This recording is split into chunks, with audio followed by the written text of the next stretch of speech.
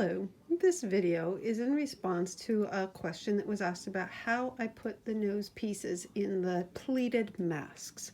First of all, again, revisiting what I use. When I first started back earlier in the summer, I was just using these pipe cleaners that I had around the house already, but I found after a few washings in particular, they tend to get these little kinks in them and that make sharp little points. So I began searching around for other things. I tried these little aluminum pieces. They actually are, you could put them inside or they're sticky on the back. You can add them to the outside of a mask that doesn't have a nose piece. However, I found once you bent them to one shape, they didn't want to rebend to a new shape. They wanted to stay in that shape. And I wanted something that would both hold but also be flexible to reshape.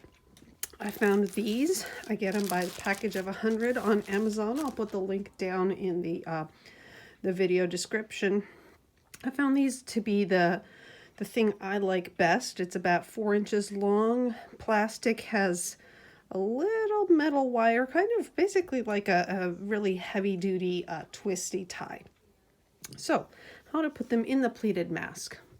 If you're making a mask with a pocket, whether it already is done and you want to add one of these or not, it's quite simple to just put it in through the pocket, clip it in place, a couple clips, and sew around it. When I'm making them, my preference is to have it all flat, like you see this one, put it in, then fold the pleats and sew the pleats, and then finally sew around that. On a mask that has a pocket, again, my preference is to sew each end over the pleats a few times, and then open it out so I'm not accidentally sewing over the inner edge of a pleat. Open it out just a little bit flat, and I go down here, back stitch on this end, follow along like that, trying to get my the foot of the sewing machine as close to that as possible, and then turn in there at the end. If you're making a mask that doesn't have a filter pocket, then you probably have some gap here left so that you can turn it wrong side out.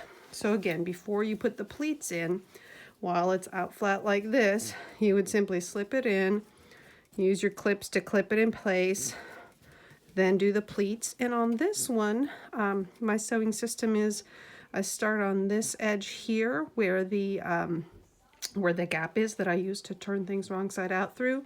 A little bit of back stitching to make it stronger, go down once over the very furthest edge of the pleat, keep following. When I hit near there, which I will have marked with a pin, I stop and turn, continue, etc.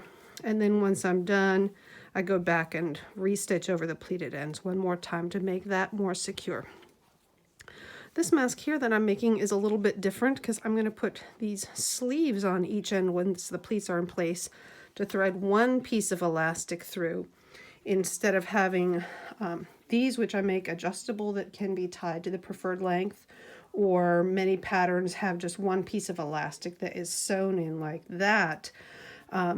Rather than sewing the elastic actually attached to the mask, I'm going to have these sleeves to put the elastic through. So this is really easy. I don't have to close up the ends because they'll be covered with the sleeves. I can slip it into place in the top where I want the nose to be, and I'm just kind of jiggling it around, trying to get it right up to the very top edge. It doesn't really seem to matter which side of the seam, the inside it's on, it just should all be on one side. I'm trying to put it on the top of the seam so that you'll have those extra layers of cloth kind of as padding over the nose. I'm just eyeballing that it's about center, that from the edges I feel with my fingernails, it's about a similar distance. And then I'm just going to put these quilt binding clips in place. I just love these. And that just holds it there in place. And then I'll go ahead and fold my pleats and pin them as I go. One thing to know, the pleats should always point down away from the face. Think that as they're opening up, they should open up like a tent, not like a puddle. This one, I think I'm probably going to put about 4 pleats in. And I could iron this, though I don't really like to with these pins. I should probably get some different pins. But anyway, these work. I'll get 4 pleats in here. See if I can get this to work here. One more this side. And you can see the top pleat is going to be quite close to where the nose piece is. And one more. I like to put the pins facing out like that. Then I can actually go over this edge with the sewing machine without having to take the pins out. Double check. Yep, I got it narrow enough to fit in the sleeve. And so now I'm going to feel these edges here again.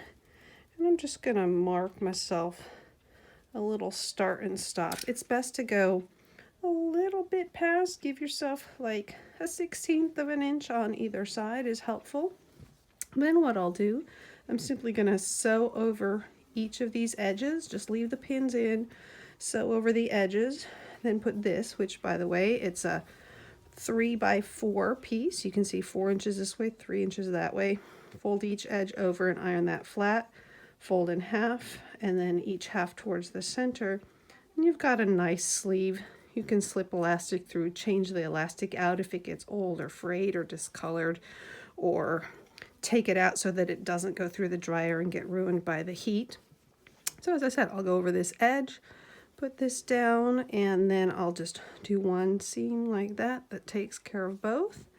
And once that's done, I'll take these pins out that are holding the pleats in place. And same thing, I'll just start where that pin is, back stitch, open it out and go down along this side, taking out the clips as I go. When I hit this, take the pin out, turn, back stitch a bit, and just like that, there'll be a nice nose piece that's flexible but firm to help keep the mask on the nose. Hope that helps.